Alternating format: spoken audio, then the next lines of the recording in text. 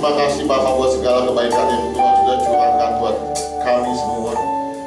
Kami sungguh merasakan setiap kebaikan Tuhan. Seringkali kami melihat persoalan demi persoalan, tapi kami percaya di balik setiap persoalan yang ada terselip kebaikan demi kebaikan Tuhan. Karena Kau berkata, Kau menetapkan setiap langkah-langkah hidup orang yang berkenan di hadapan Tuhan. Kami percaya langkah hidup kami Engkau yang sudah tetapkan, dan kami percaya kami sedang menuju kepada setiap janji Tuhan yang Kau siapkan buat setiap kami Tuhan. Ajar kami melihat jauh ke depan untuk kami boleh merasakan setiap janji Tuhan dalam hidup kami. Hidup kami bukan hanya sekedar percaya, tapi hidup kami adalah hidup yang menikmati berkat-berkat Tuhan yang sudah Kau siapkan atas setiap kami. Kami bukan sekedar hidup, tetapi kami hidup yang berdampak bagi orang. Hidup kami hidup yang berbuah. Hidup kami hidup yang mengalami kuasa Tuhan.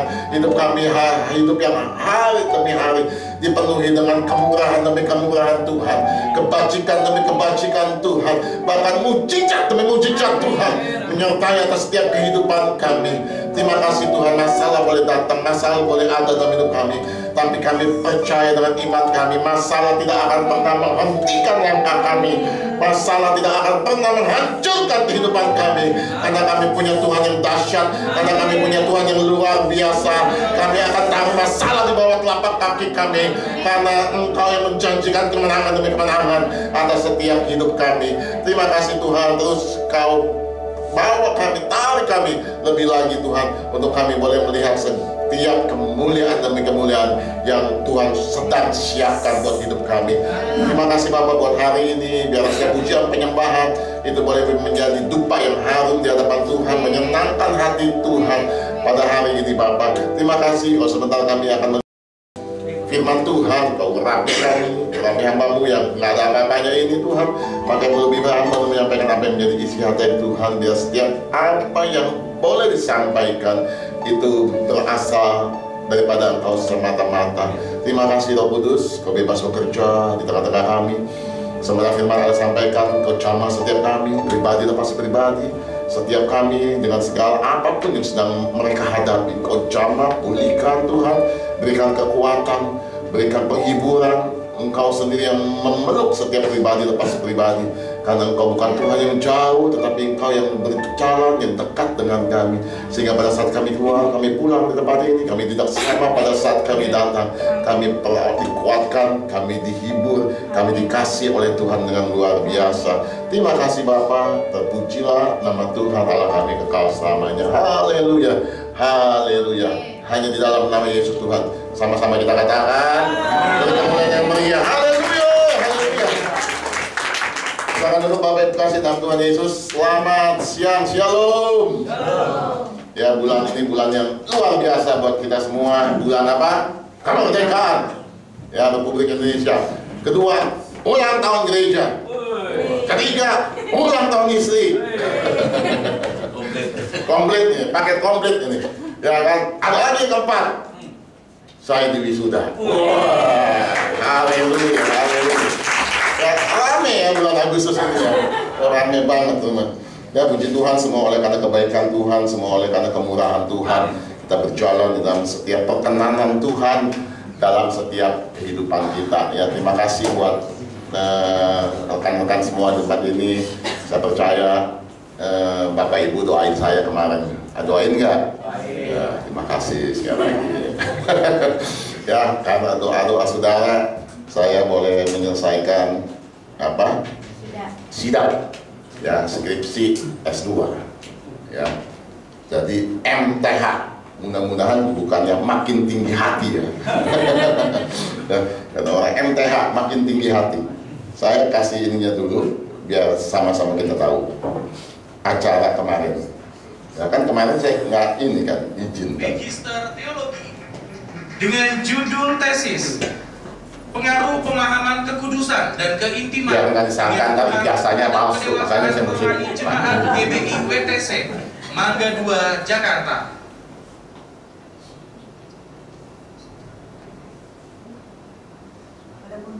Ada buntutnya. S2 ada buntut. Ya Bang Jo ya. Ini asli original. Original ini. Takutnya tak panggil tanya ijazah kan saya kasih buku. Ini ada Ada fakta, ada bukti.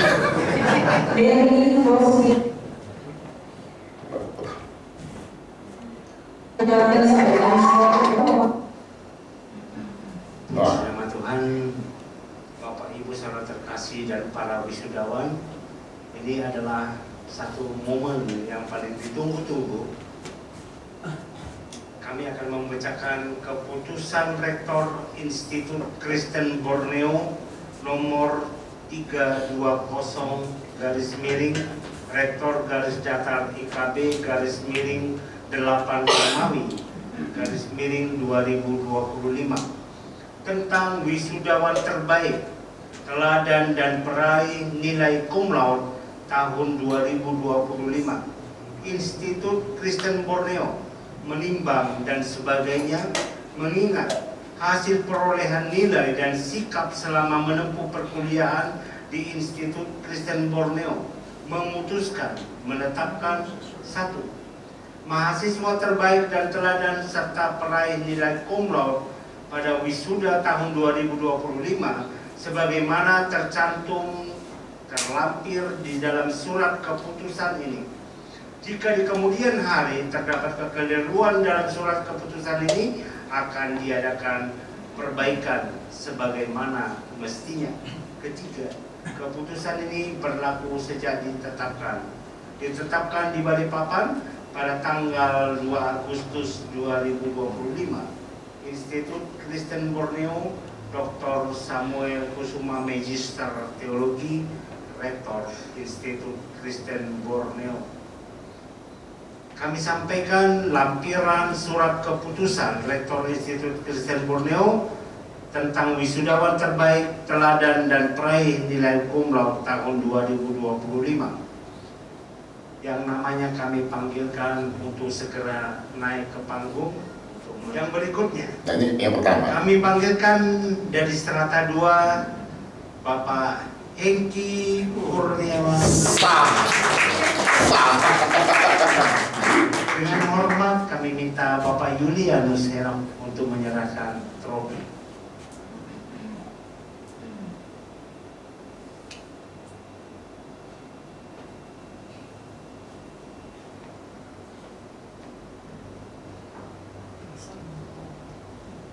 Ini salah satu anggota DPRD di sana. Ketiga, strata 3 peraih nilai cum laude. Ya, itu yang sudah, nanti ada lagi yang S3, S1. Ya, ini selesai.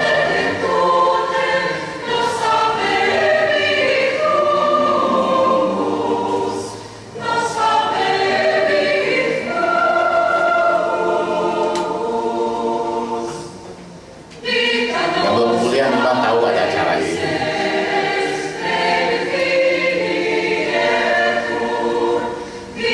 Ada S1.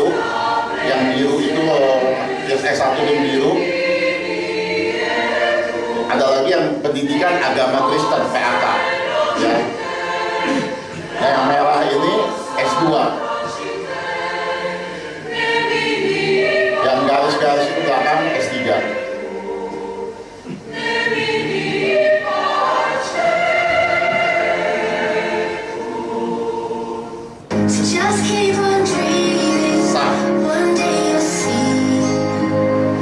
Ujiannya. Ini dosen pembimbing saya yang di bawah rektor. Ini teman-teman semua di sana. Dapat piagam lagi 1 karena cum laude. Ya, sah ya Bang Jul ya. Jadi jangan tanya ijazah nanti ada nggak ya. Oke. Saya cerita sedikit aja ya. Memang waktu saya kuliah itu juga yang saya bilang, saya tuh nggak terlalu sebenarnya mau kuliah, cuman kayak didorong sama Tuhan ya, sampai akhirnya saya kuliah juga saya bingung kenapa saya bisa kuliah ya, apalagi itu nggak gampang ya, banyak ada tugas segala macam, kita harus di tengah-tengah kesibukan, tengah-tengah pelayanan, kadang-kadang jamnya bentrok dan lain sebagainya. Ya mesti bikin tugas dan lain sebagainya, apalagi bikin tesis, itu menyita waktu, pikiran dan lain sebagainya. Tapi ya puji Tuhan, semua apa yang kita kerjakan, apa yang kita lakukan, apa yang kita tabur itu pasti Tuhan menyertai kehidupan kita. Ya, luar biasa. Waktu itu saya berangkat hari Selasa ya, tanggal 29 Juli. Ya, saya berangkat karena 30, 31 itu ujiannya. Ya, itu namanya ujian sidang final ya, sidang akhir, ujian final. Ya, tanggal 29 kita sampai di Balikpapan. Ya, tanggal 30 pagi kita sudah ada lagi di kampus sekitar jam 8 pagi, kita ibadah segala macam, lalu mulai dites tuh. Ya, satu-satu itu bergilir karena hanya ada 3 ruang yang dipakai. Ya, jadi kita bergilir. Total semua ada 56 mahasiswa termasuk S3. Tetapi S3 itu tanggal 31-nya. Jadi tanggal 30 itu total nanti ada 50 atau 49 orang. Jadi kita ngantri itu, saudara. Ya, dia nggak tulisin tuh, makanya saya bilang kenapa dia nggak tulisin ya? Saya dapat jam sekian, si B dapat jam sekian, itu enggak. Jadi kita udah kumpul semua di kampus, nah dipanggil satu-satu, kita nungguin. Ya, dari pagi jam 8 gitu. Ya, terus saya dapat giliran tuh jam berapa, saudara? Setengah 7 malam. Setengah 7 malam.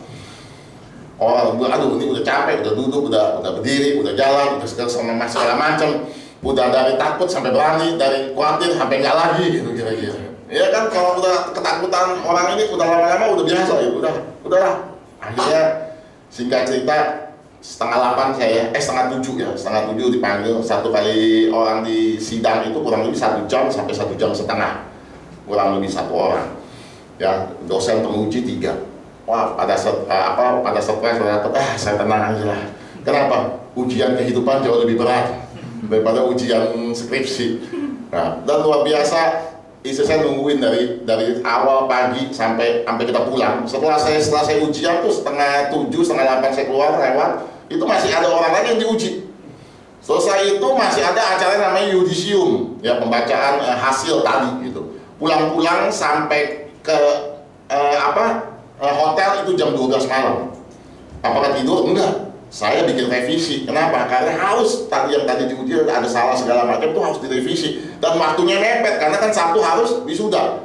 Jadi pulang ke hotel jam 12 itu masih kerjain lagi tesis ya. S2 itu tesis, harus kerjain tesis sampai jam 2 pagi. Besok pagi harus ada lagi di kampus pagi-pagi lagi jam 8. Cukup melelahkan. Ya, istri saya tungguin saya dari pagi sampai malam di kampus.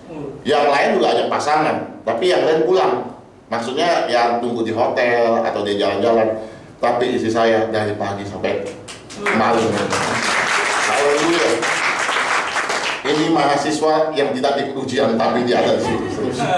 Dia duduk di bangku kuliah. Ya, sampai saya pulang ada orang temen ya yang ikut ujian juga dikatakan, "Pak, salam buat istrinya, Pak. Itu the man of the match," katanya.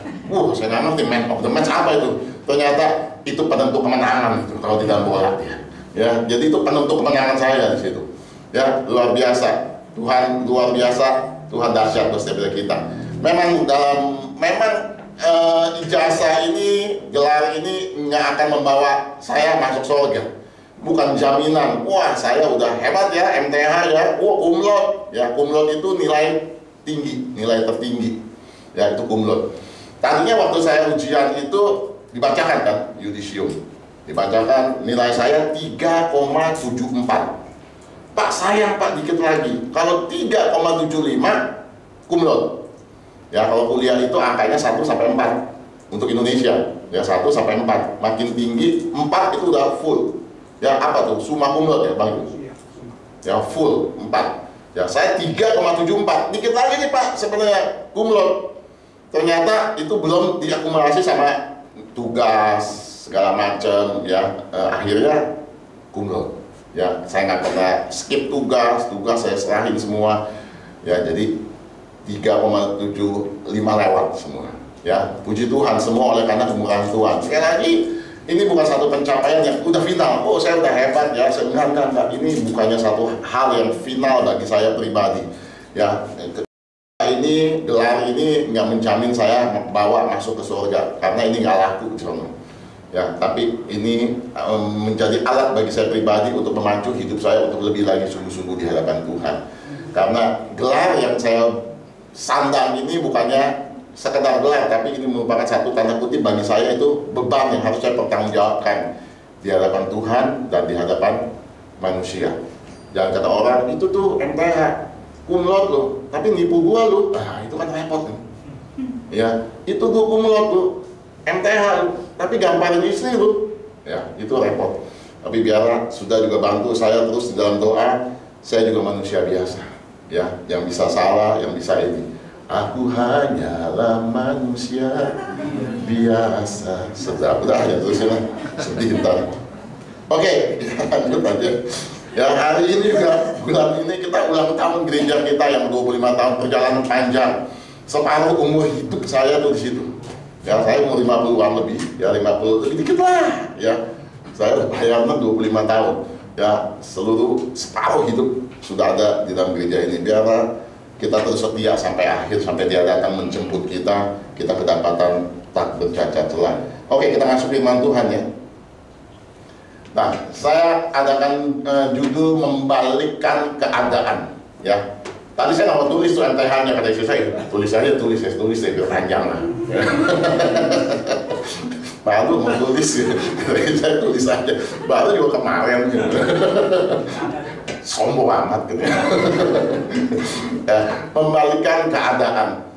Seringkali keadaan nggak baik, ya. Kita mau membalikkan keadaan, betul ya. Kadang-kadang kita nonton nonton pertandingan bola misalnya.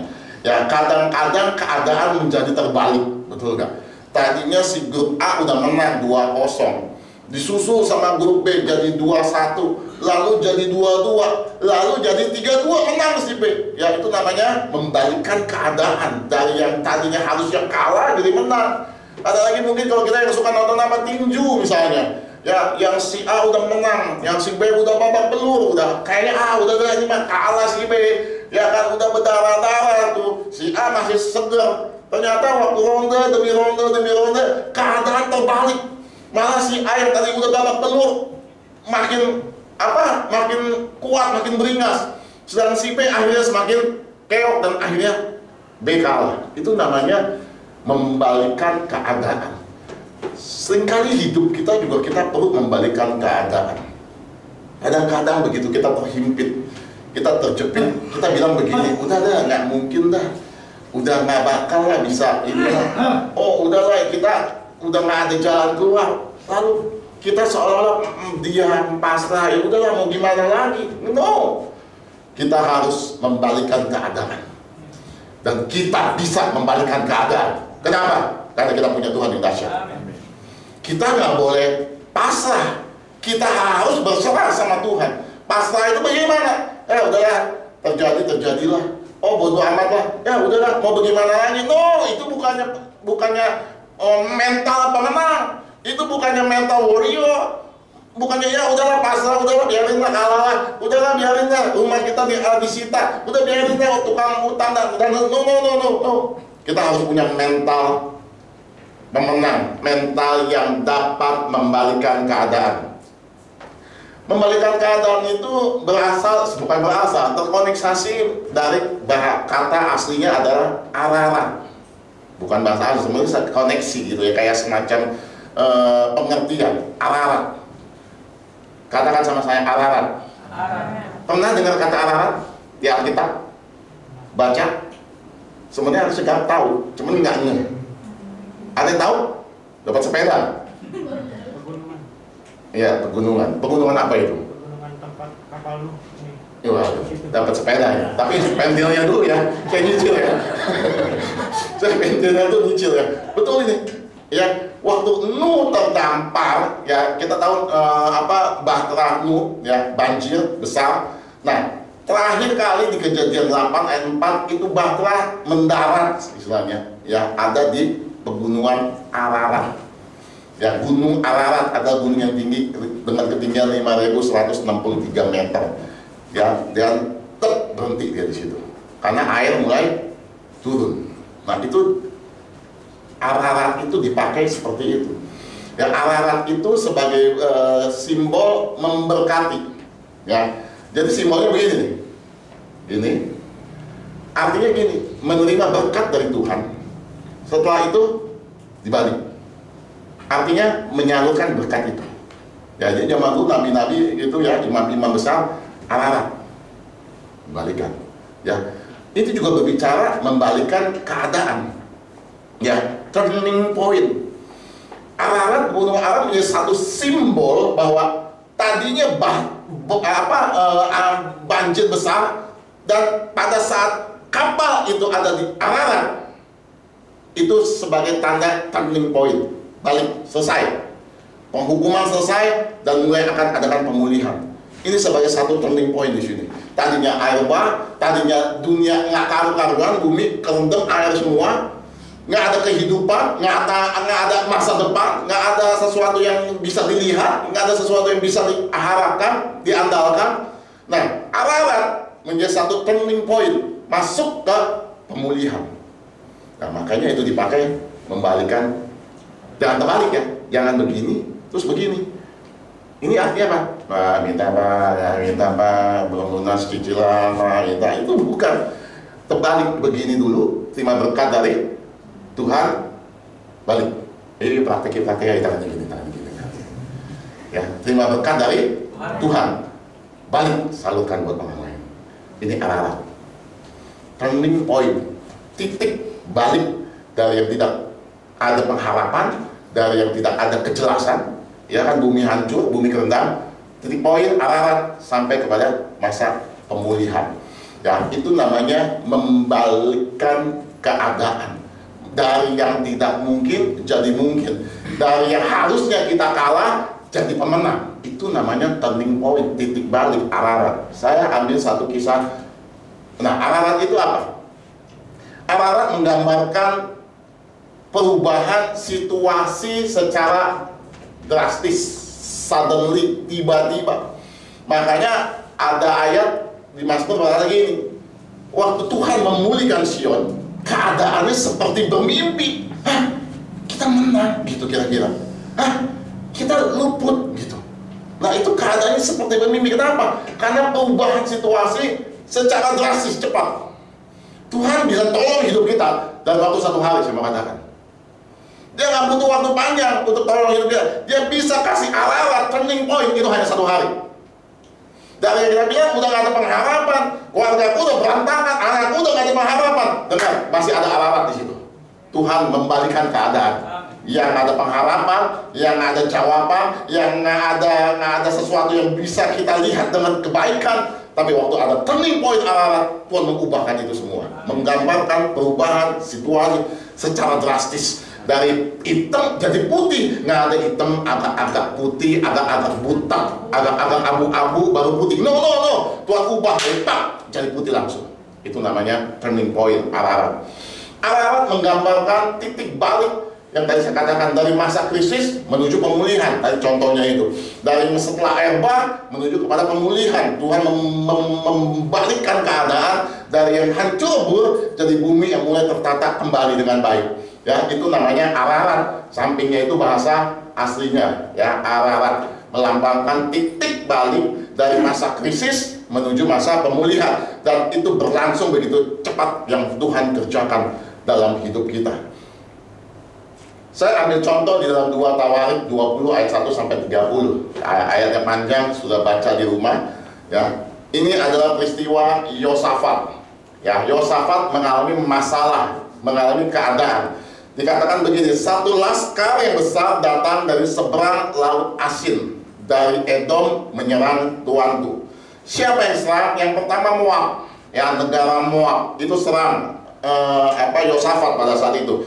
Yang kedua ada namanya Bani Amon, ya, jadi ada Bani Moab, mungkin lawan Bani Moab mungkin masih seimbang, 50-50 bisa menang. Tapi Bani Moab itu berkolaborasi dengan Bani Amon untuk menyerang. Keadaan semakin tipis untuk menang. Ditambah lagi ketiga, sepasukan Meunim, kemungkinan menang menjadi 0. Kalau Moab masih 50-50 mungkin. Begitu Amon datang, itu udah susah untuk menang. Ditambah lagi sepasukan Meunim, ya, kemungkinan menang sudah sangat-sangat tidak mungkin.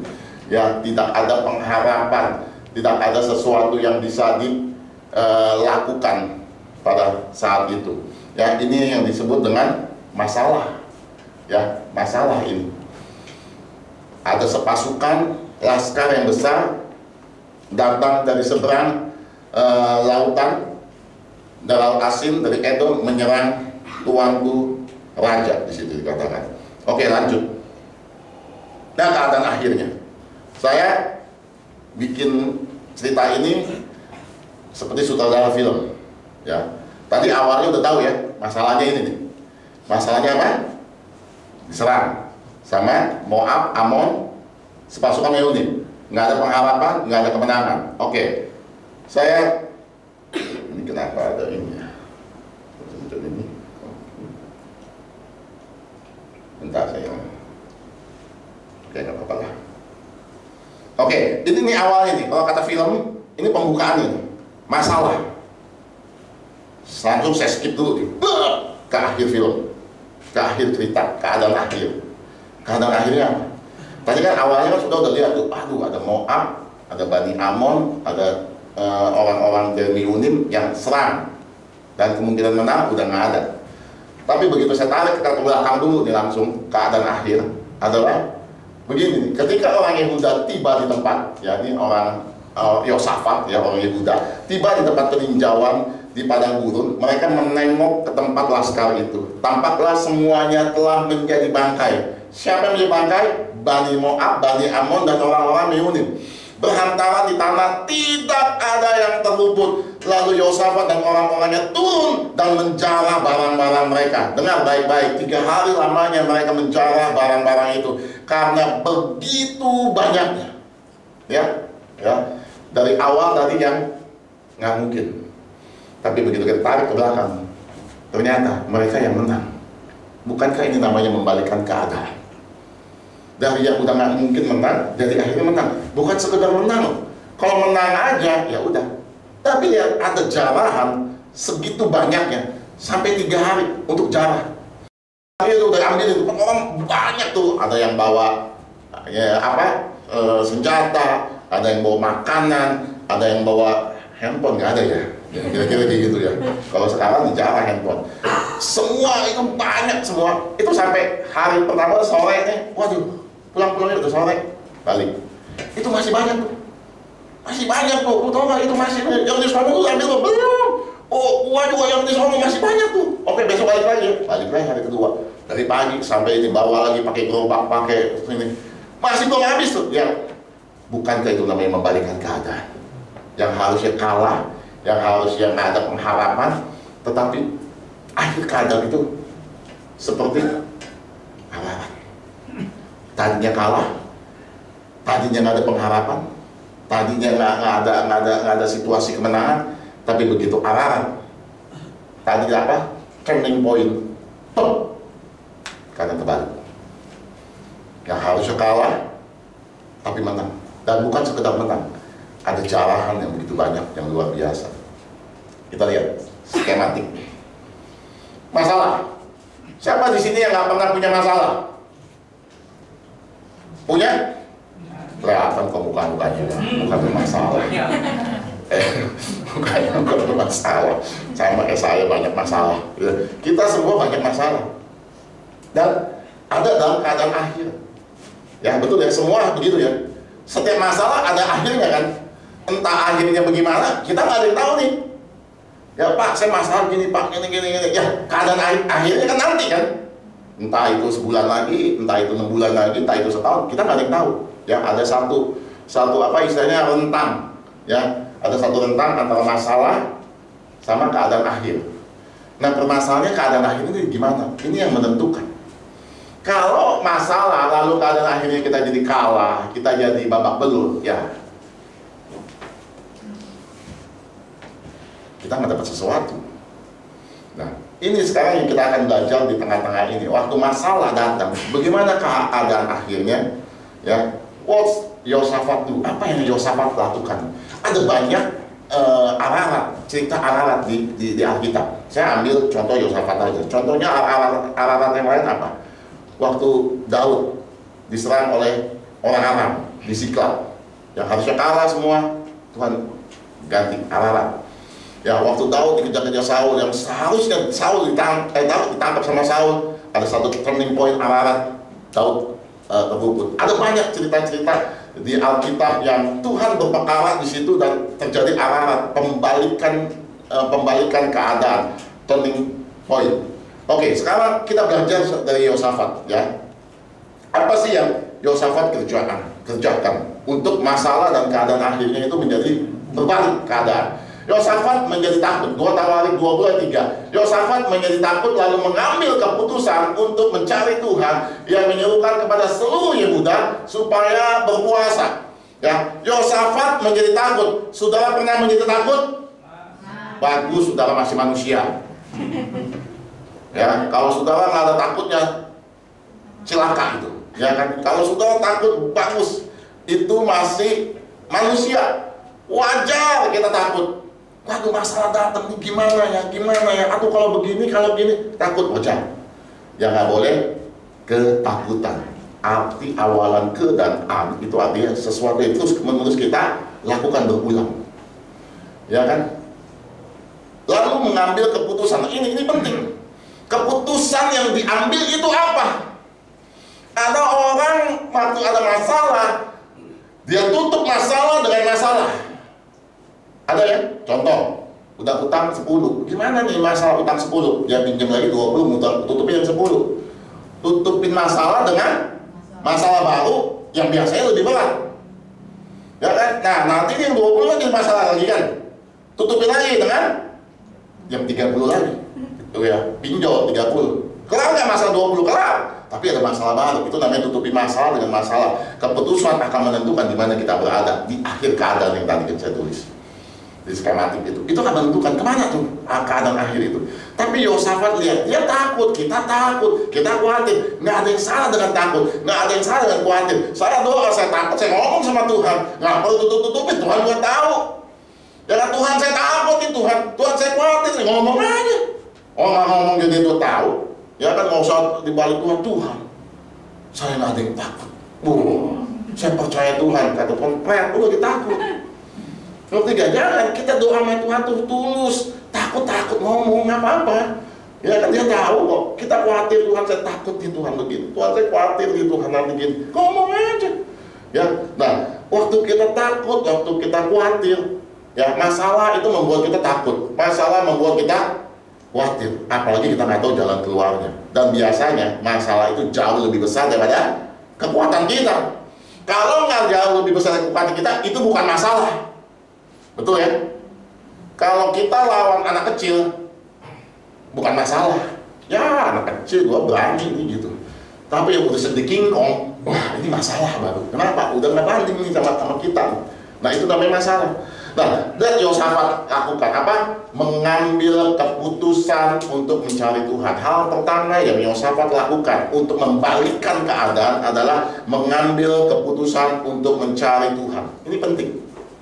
Ada orang yang saya bilang menutup masalah dengan masalah yang baru. Ada orang keluar dari masalah, mencoba lari dari masalah. Punya masalah keluarga, dia kabur, dia nggak hubungin lagi. Artinya anaknya itu artinya masalah, dia lari dari masalah. Ya, ada orang lari dari masalah, udah nggak kuat ini, dia terjun dari mall. Ya, kenapa mall tempat favorit untuk orang terjun? Kenapa? Hah? Langsung mati ya? Saya juga nggak tahu ya. Kalau langsung mati di mana juga tinggal lompat ya kan? Gitunya di mall. Ya. Nah, mereka mau coba lari dari masalah, nggak bisa. Keputusan itu akan menentukan di akhir keadaan kita. Jangan tutup masalah dengan masalah. Jangan tutup masalah dengan kekuatan kita. Kita akan stres. Waktu masalah datang, jangan kita pikir, aduh siapa yang gue bisa minta tolong ya? Aduh ada saudara gue yang, oh itu tuh baik tuh. Si ini kaya nih. Kita coba untuk mencari apa? Sesuatu. Aduh, gimana ya? Aduh, kita sibuk sendiri. Dan Yosafat enggak, dia takut sama kita. Ya kan, dia nggak punya kemampuan, dia nggak punya sesuatu. Keadaan buruk, keadaan jelek, keadaan nggak memungkinkan. Tapi lihat, lalu mengambil keputusan untuk mencari Tuhan. Dengar baik-baik. Kalau saudara mau lihat Tuhan membalikan keadaan, ambil keputusan yang benar. Keputusan yang benar adalah cari Tuhan dalam setiap kehidupan kita. Itu keputusan yang benar. Itu dulu. Udah itu keputusan yang benar, cari Tuhan. Carinya di mana, Pak? Nah, arti mencari Tuhan ada set His face to seek the Lord. Ya, kita mau mengarahkan wajah kita, ya, mengarahkan hidup kita sama Tuhan. Tuhan, ini masalah nih Tuhan. Beberkan sama Tuhan. Dia Bapa yang baik. Dia bisa tolong kita, tapi dia tunggu keputusan apa yang kita ambil. Kalau engkau nggak ambil keputusan untuk cari dia, Tuhan Tuhan beranggapan gini, kamu bisa sendiri kan, jalan ini sendiri. Tapi waktu kau mulai cari Tuhan, di situ Tuhan akan berperkara buat hidup. Set your face to seek the Lord. Cari Tuhan, ambil keputusan yang benar, ambil keputusan yang tepat, ambil langkah yang pertama. Cari Tuhan dulu. Ini Yosafat luar biasa. Dia nggak cari yang lain, tapi dia cari Tuhan. Yang kedua, di dalam 2 Tawarik 20 ayat 6 sampai 17, ya, nanti sudah dibacanya panjang sekali, ya. Ini yang mengatakan firman. Di ayat selanjutnya dia mulai kumpulkan orang, ya, dia mencari Tuhan dengan cara apa? Dia mulai kumpulkan rakyat dan dia berpuasa, ya, berpuasa. Artinya apa? Merendahkan diri. Tuhan janji loh, bila umatku berdoa, datang kepadaku, merendahkan diri, ya, Tuhan akan turun tangan di situ.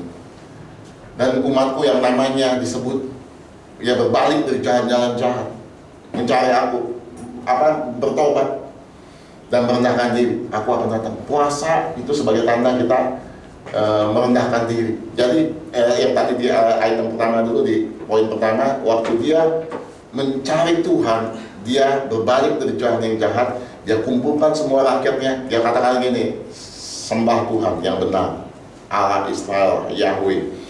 Jangan buat patung, jangan cari perlindungan dengan yang lain, jangan cari pertolongan yang lain, jangan cari kekuatan manusia, tapi ayo kita berbalik, cari Tuhan, cari Tuhan. Dia kumpulkan puasa. Ya, contoh alat aja apa? Tadi saya balik sedikit.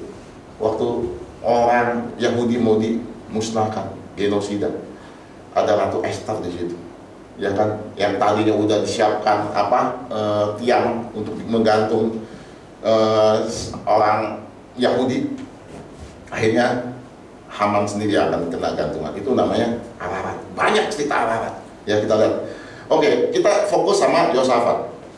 Ya, di dalam 2 Tawarik 20 ayat 17, lalu dia katakan, ayo kita puasa, ayo kita cari Tuhan. Lalu kalau saudara dibaca, dia mengucapkan firman di situ. Bukankah Allah yang kita sembah adalah Allah yang dahsyat? Bukankah yang apa-apa? Dia katakan firman. Saudara, perkatakan firman. Waktu ada masalah, ngapain ngedumel?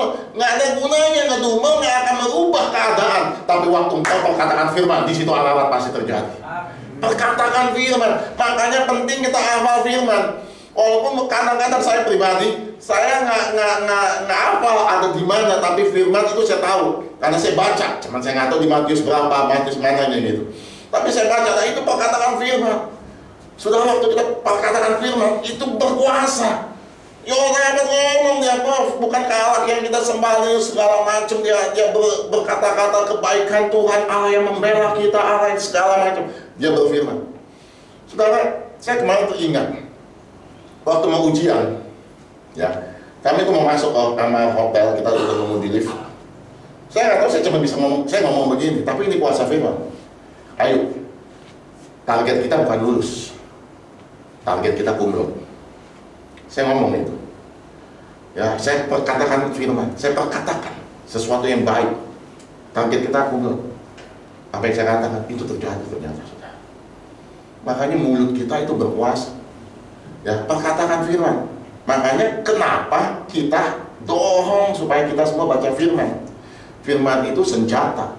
Firman itu alat untuk kita membalikkan keadaan. Kalau saudara nggak pernah baca firman, saudara nggak tahu apa itu firman, saudara nggak pernah perkatakan firman, bagaimana kita bisa membalikkan keadaan itu? Makanya kadang-kadang gereja kita paksa saudara, bukannya buat kepentingan gereja. Sudah baca firman, nggak baca firman, gereja pengaruh tuh. Ya, tapi kenapa kita dorong itu untuk kepentingan saudara? Kenapa kita dorong untuk ikutku supaya sudah dewasa di situ? Ikutku nggak ikutku tetap aja Bang Jul gemuk aja badannya gitu. Ya kan, kecuali dia nggak ikutku udah kurus gitu, ya itu kesian kan ya gitu ya, udah ikutku kesian udah kurus gitu. Enggak, dia tetap sehat-sehat gemuk-gemuk aja. Nah, itu untuk kebaikan kita bersama. Makanya kenapa dipaksa ayo baca firman, setiap kali baca firman sudah bisa perkatakan. Waktu masalah datang sudah bisa perkatakan firman itu. Makanya dikatakan firman adalah pedang. Gimana kita mau perang, gimana kita mau balikan keadaan kalau kita nggak tahu firman, nggak tahu pedang. Tapi waktu kita mulai perkataan Tuhan kau Allah yang dahsyat, Tuhan kau Allah panji keselamatan, Engkau berjanji Engkau akan membawa kami naik dan tidak turun, masalah tidak akan menghantam hidupku, menghancurkan hidupku, tapi aku tahu Engkau akan bawa aku naik lebih tinggi. Masalah ini akan membuktikan kuasa Tuhan. Perkatakan. Itu namanya mengatakan firman. Waktu firman itu mulai terbentuk. Wow, iman kita mulai bertumbuh, iman kita mulai strong, iman kita mulai terbentuk. Otot itu mulai terbentuk. Otot apa? Otot iman, otot percaya sama Tuhan. Makanan firman. Yang ketiga, nah ini program the word of God, ya. Perkatakan firman, apapun perkatakan, apapun masalah saudara perkatakan aja ya, berhubungan dengan masalah saudara. Ya, yang ketiga. Nah, setelah ia berunding dengan rakyat, ia mengangkat orang-orang yang akan menyanyi nyanyian untuk Tuhan dan memuji Tuhan dalam pakaian kudus yang semarak pada waktu mereka keluar di muka orang-orang bersenjata, sambil berkata, nyanyikanlah nyanyian syukur bagi Tuhan, bahwasanya untuk selama-lamanya kasih setianya. Itu ada di 2 Tawarik 20-21 ayat 22-nya berkata begini, setelah Tuhan mendengar pujian, Tuhan mengadakan penghadangan. Setelah itu, setelah Tuhan mendengar pujian, dengar baik-baik, ayat ini udah musuhnya masih ada belum? Ini masih ada. Ini bukannya kita udah selesai, enggak. Ini belum menang istilahnya. Tapi lihat, mereka menyanyikan syukur, bernyanyi mengucap syukur. Udah menang? Kok nyanyi ucapan syukur? Syukurin apa? Menang aja belum? Ini namanya thanks in advance. Pak Wela selalu katakan thanks in advance. Kemenangannya belum diperoleh, jawaban doa belum ada, masalah belum selesai, tapi kita nyanyi ucapan syukur. Kenapa? Karena kita percaya Tuhan pasti berperkara atas setiap kehidupan kita. Thanks in advance artinya begini, terima kasih banyak sebelumnya. Kita belum dapat apa-apa, kita belum menang apa-apa, tapi terima kasih ya. Kenapa? Itu menunjukkan satu iman, kita percaya sama Tuhan. Masalahnya belum selesai. Tuhan terima kasih ya. Makanya kenapa gereja kita mendorong untuk kita mengucap syukur, mendorong untuk kita memuji Tuhan. Ya karena ini sebenarnya adalah kunci-kunci untuk kita membalikan keadaan. Makanya orang Kristen kadang-kadang udah nanti ya datangnya telat dikit lah, masih juga pujian, belum firman, nanti udah firman baru datang. Karena apa? Dia kagak ngerti. Pujian itu kunci, mengucap syukur itu kunci. Makanya seringkali orang Kristen yang kagak ngerti akhirnya apa? Nyalahin Tuhan. Katanya Tuhan hebat ya, katanya Tuhan dahsyat ya. Kok gue gini-gini aja? Karena mereka nggak pernah nyanyi mengucap syukur. Waktu ada masalah, bagaimana itu akan menentukan. Makanya skemanya kan masalah gak ada akhir. Ini harus kita isi. Ini akan menentukan posisi di sini. Masalah kita nggak bisa tolak, nggak bisa kita apa-apakan. Masalah ini udah istilahnya permanen, udah istilahnya udah bukan di luar kita. Karena akhir juga bukan kuasa kita nih. Masalah bukan kuasa kita, karena kita nggak bisa undang masalah. Kalau diundang aja dia datang. Coba ada masalah nggak diundang dia datang, nggak usah pakai undangan, dia ketok pintu. Kadang-kadang dia nggak ketok pintu, dia masuk nyelonong, namanya masalah. Ya kan? Nah ini udah nggak bukan bagian kita, oke? Keadaan akhir ini juga bukan bagian kita, ini bagiannya Tuhan. Jadi dua komponen ini kita nggak bisa apa-apakan ini masalah keadaan akhir. Udah fix istilah kita nggak bisa apa-apakan. Nah yang kita bisa apa-apakan yang tadi di tengah-tengah itu. Apa yang Yosafat kerjakan? Apa yang kita lakukan? Itu di tengah-tengah. Ya itu yang akan kita bisa kerjakan. Ya di situ dikatakan menyanyi dengan mengucap syukur. Kemenangannya belum ada, tapi dia mulai nyanyi, ya kan? Dia mengucap syukur. Terima kasih Tuhan, terima kasih Tuhan, ku beri syukur hanya bagimu. Syukur apa? Menang belum? Ku beri syukur hanya bagimu. Syukur apa? Sembuh belum? Tapi itu namanya thanks in advance. Ku bersyukur hanya bagimu. Tukang tagih datang di depan. Ku beri syukur hanya bagimu. WA datang nih, Pak, kapan bayar kontrakan? Minggu depan keluar ya Pak. Ku beri syukur hanya bagimu. Ya kan? Itu namanya thanks in advance. Mengucap syukur, bernyanyi. Ayo, kita mau thanks in advance sama Tuhan. Bernyanyi, mengucap syukur. Kita nyanyi bukan karena keadaan sudah selesai. Kita nyanyi karena kita tahu Tuhan pasti tolong hidup kita. Kita nyanyi bukan karena kita melihat pertolongan tangan Tuhan yang sudah Dia lakukan. Kita nyanyi, kita mengucap syukur karena kita percaya Dia pasti balikan keadaan buat hidup kita. Yosafat ngerti itu.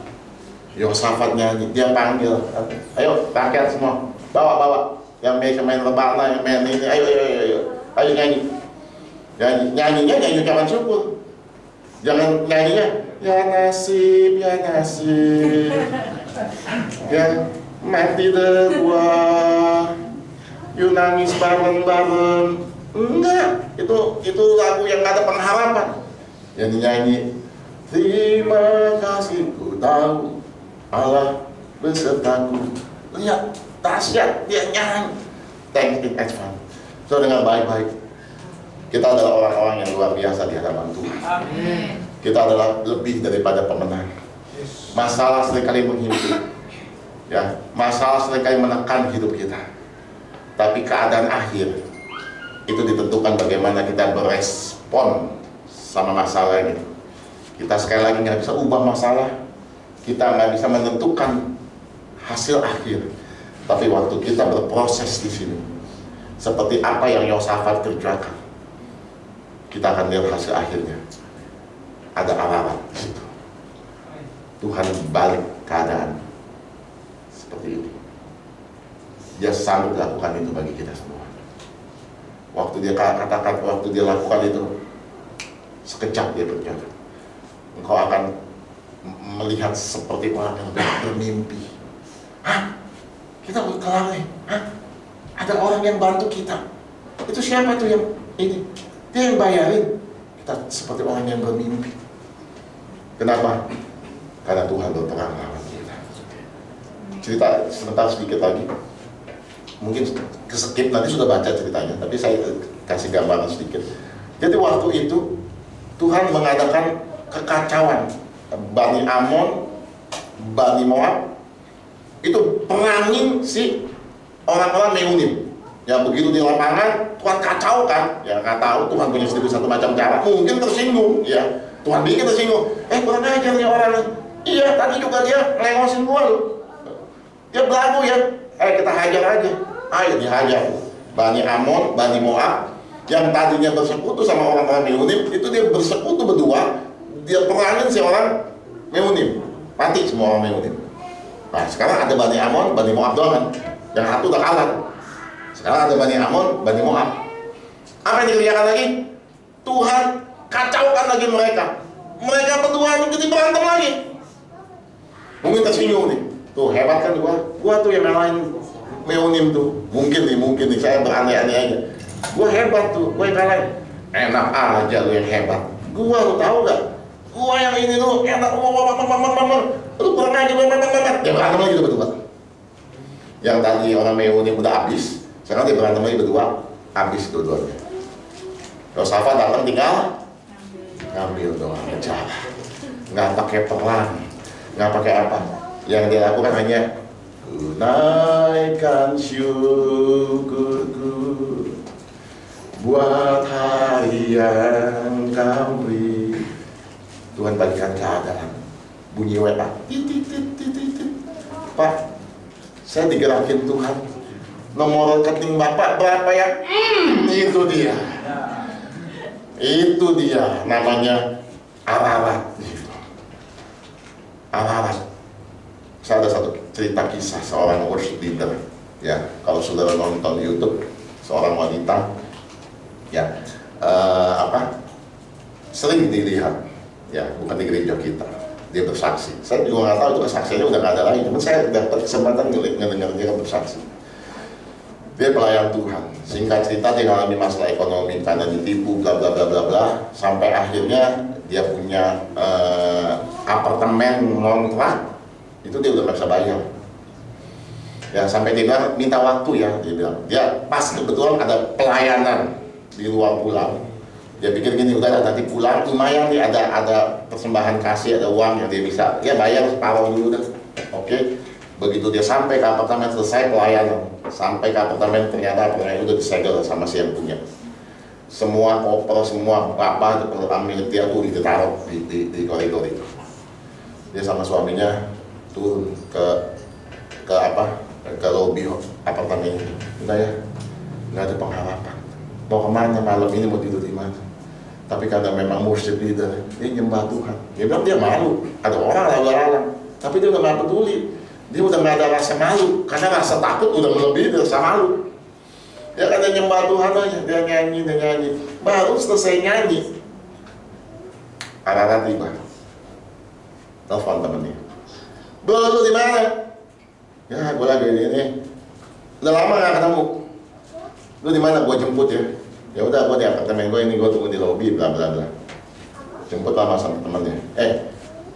Gue lagi baru bangun rumah, dia bilang. Lu mau lihat ke rumah gua? Ya, namanya juga lagi masalah. Udahlah, ikut aja lah. Ya minimal diajak makan ya, sampai ke rumah baru, gres baru, udah lengkap semua. Nih kamarnya dia, bagus gak? Bagus. Iya, gua juga demen nih rumah kayak gini nih. Oke, ya udah, pulang. Lu tinggal di sini aja. Hah? Dia ngomong. Kenapa? Ya lu tinggal aja sini, gue belum pakai ini rumah. Sampai berapa lama katanya? Sampai lu bisa beli rumah, atau lu beli di rumah ini, lu pakai aja. Itu arahan. Itu kejadian. Itu Tuhan kita, saya mau kasih tahu. Bukannya Tuhan tetangga, itu Tuhan kita. Kalau itu terjadi buat dia, bisa terjadi buat kita. Amin. Kalau itu terjadi sama Yosafat, bisa terjadi buat kita. Amin. Kenapa? Kita punya Tuhan yang sama. Amin. Dia tinggal di situ sampai 8 tahun, nggak dimintain kontrakan, nggak dimintain sewa, sampai akhirnya dia bisa beli rumah itu. Itu namanya ararat. Tuhan balikan keadaan. Sudah mau Tuhan balikan keadaan dalam hidup. Ararat. Nyanyi, ucap syukur. Yang pertama, ambil keputusan yang benar, cari Tuhan. Jangan cari pinjol, jangan cari orang yang kita bisa ini, jangan harapkan orang, cari Tuhan. Yang kedua apa tadi? Ya lupa. Perkatakan firman. Ya katakan firman, terus perkatakan firman. Aku lebih dari pemenang. Yesus bangkit supaya aku hidup yang berkelimpahan di dalam Tuhan. Perkatakan yang baik. Perkatakan terus, Tuhan ada pembelaku, dia panji keselamatanku. Kepadanya aku berharap. Kepada siapa aku harus takut, karena Tuhan yang menjadi penolong dalam hidupku. Perkatakan firman. Firman itu bisa diperkatakan karena kita baca firman. Waktu itu keluar itu jadi senjata, saudara. Kita baca seperti ya baca doang ya, baca. Tapi waktu sudah baca, ya dikeluarin, ditambah iman. Oh, itu tuh udah kayak peluru kendali istilahnya bagi dunia kegelapan. Ya, yang ketiga nyanyi. Ya, makanya ikut Tuhan itu kayak orang bener ya, gitu. Ngapain lu nyanyi? Lu udah ditolong, belum? Lu ngapain ngucap syukur? Muka lu semringah. Emang utang lu udah beres? Belum. Lu mukanya kau ceria, ucap syukur lagi, angkat tangan, nyanyi-nyanyi, haleluya, soal hosana. Wah, mak lu dibayar utang? Belum. Kayak orang bener lu katanya. Orang mah kalau boleh tolong nangis, sedih.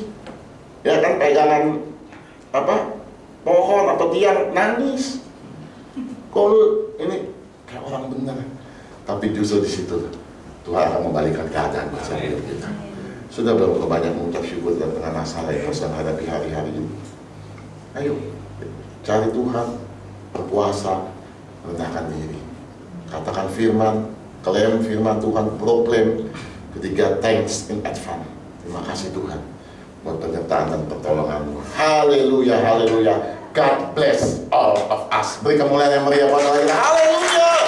Haleluya. Saya akan musisinya. Saya akan akhiri kebenaran firman Tuhan. Haleluya.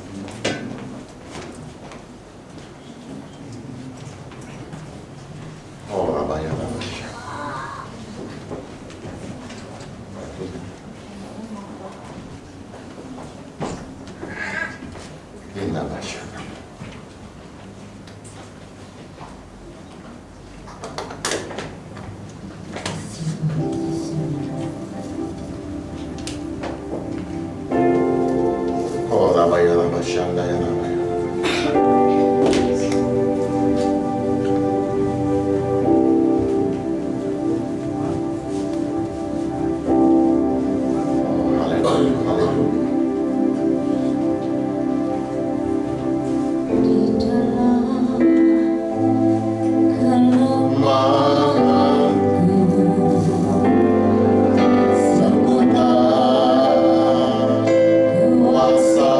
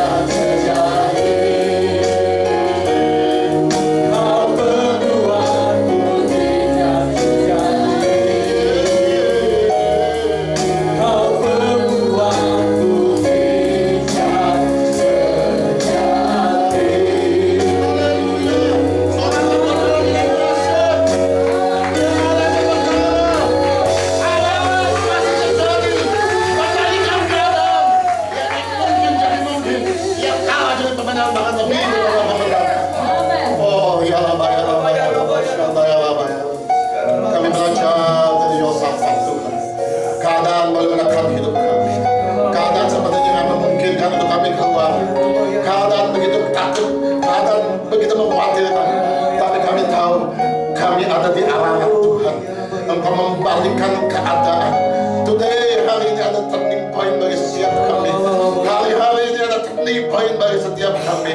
Kami akan melihat alamat membalikkan keadaan dari yang tak mungkin jadi mungkin, dari yang begitu mengkhawatirkan menjadi sesuatu yang memuliakan nama Tuhan. Kami mau ambil sikap seperti Yosafat. Kami mau cari Engkau Tuhan. Kami mau berpuasa mencari wajah Tuhan. Kami mau sungguh-sungguh hidup dalam Engkau Tuhan Yesus. Dan kami mau katakan firman Tuhan. Firman Tuhan berkuasa. Firman Tuhan pedang. Firman Tuhan itu dahsyat buat hidup kami. Kami mau katakan firman Tuhan. Dan kami mau mengucap syukur. Terima kasih Tuhan buat masalah yang sedang Kau selesaikan dan sudah Kau selesaikan Tuhan. Terima kasih buat segala yang sudah Kau kerjakan buat hidup kami. Engkau panci kekuatan bagi setiap kami. Tuhan berkati setiap anak-anak di tempat ini, buat setiap kami semua Tuhan. Kami bukan hanya mendengar firman, tapi itu kami renungkan menjadi kekuatan, menjadi rema atas setiap kehidupan kami. Hidup kami bukan hidup yang lemah, hidup kami bukan hidup yang cengeng, hidup kami bukan hidup yang berputus asa, yang kecewa, yang ngedumel, yang tidak pernah mengucap syukur. Tapi hidup kami adalah hidup yang sungguh-sungguh mengarahkan hidup kami sama Tuhan. Bukankah Engkau yang pegang hidup kami? Bukankah Engkau yang menetapkan langkah-langkah hidup kami? Kami tahu kemenangan sudah Kau janjikan buat kami. Makasih Bapa. Thanks God, thanks Lord. Makasih, makasih, makasih, makasih. Makasih, makasih, makasih. Makasih, makasih Tuhan. Kau dahsyat, Kau ajaib buat kami. Makasih, makasih Tuhan. Terpujilah Kau. Kami kekal selamanya. Kami Yesus, kami berdoa dan kami mengucap syukur. Haleluya, haleluya. Sama-sama kita katakan. Amin, amin. Beri kemuliaan yang mulia. Haleluya.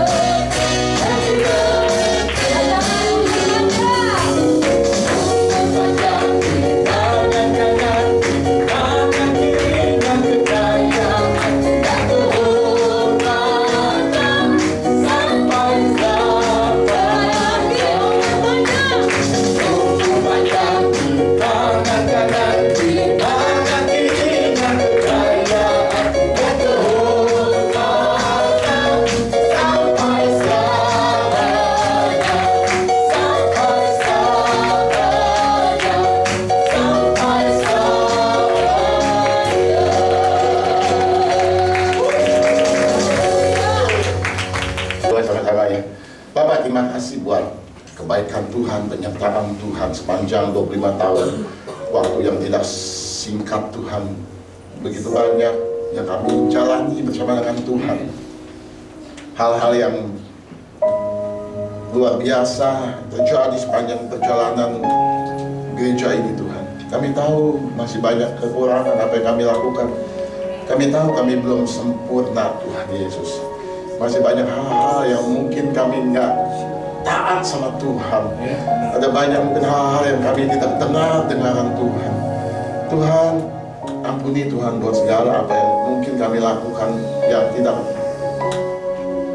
berkenan di hadapan Tuhan. Biar Kau tuntun gereja ini Tuhan. Ini milik-Mu, ini domba-domba-Mu. Engkau sertai perjalanan gereja ini ke depan, memasuki tahun 2033 Tuhan. Biar gereja ini kedapatan semakin mengerti setiap rencana Tuhan bagi gereja ini Tuhan. Tuhan, hamba berdoa buat jemaat-Mu, mereka yang sudah hadir, mereka yang menjadi jemaat di tempat ini. Hamba berdoa buat setiap mereka. Mereka menjadi jemaat-jemaat yang dewasa di depan Tuhan. Bukan berapa lama mereka bergereja, tapi berapa lama mereka sungguh-sungguh mengenal Tuhan. Berapa lama sungguh-sungguh mereka mengenal Tuhan Yesus dengan benar. Hamba berdoa Tuhan, biar setiap kami mengerti setiap kehendak Tuhan dalam setiap kehidupan kami pribadi, lepas pribadi, keluarga kami. Hidup kami bukan hidup yang sembarangan, hidup kami bukan sekedar melangkah tanpa arah, tanpa tujuan, tanpa tuntunan Tuhan. Tapi kami mau serahkan hidup kami berjalan bersama dengan Tuhan. Kami nggak mau berjalan kalau bukan Tuhan yang tuntun kehidupan kami. Gereja ini juga akan berjalan kalau bukan Tuhan yang tuntun gereja ini. Mari Bapa, sekali lagi kami serahkan gereja ini ke dalam tangan Tuhan. Memasuki usia yang sudah matang ini Tuhan, biar tambahkan lagi iman kami, tambahkan lagi kepercayaan Tuhan buat setiap kami. Biar blessing itu mengalir turun buat tempat ini Tuhan.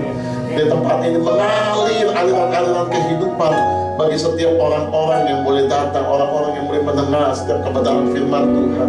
Mari Bapa sertai gereja-Mu pada saat pujian penyembahan dinaikkan di tempat ini. Biar hadirat Tuhan memenuhi setiap mereka yang boleh hadir di tempat ini. Pada saat doa-doa dinaikkan Tuhan, mari telinga Tuhan tertuju dari tempat ini Tuhan. Pada saat firman disampaikan Tuhan, biar benih-benih kuasa Roh Kudus turut ada atas setiap hati yang mendengar.